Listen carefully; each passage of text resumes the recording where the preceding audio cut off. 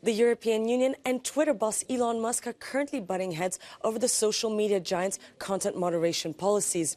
According to the Financial Times, EU regulators have asked Elon Musk to hire more people to fact-check and police illegal content and disinformation. And all major social media platforms will have to comply with the EU's Digital Services Act, which should come into full effect by 2024. And it's going to force platforms like Twitter to put in place measures to fight illegal content or face sweeping fines.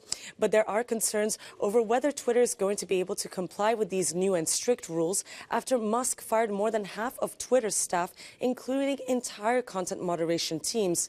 And Twitter's new owner wants to use artificial intelligence and volunteers to police content. And we spoke to Melissa Ingle, a former data scientist at Twitter. Before she was laid off, her job was to monitor the platform for political misinformation.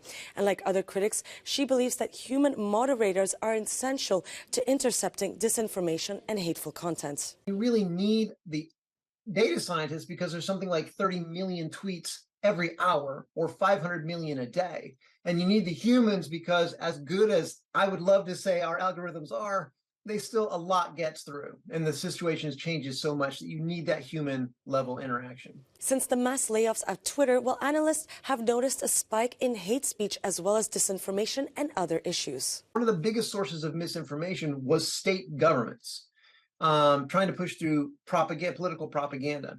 So we're seeing more of that as well as all the hate speech. And number two, we're seeing an increase in site outages. So I'm very concerned with these two things, with these rises in hate speech and these rises in site problems.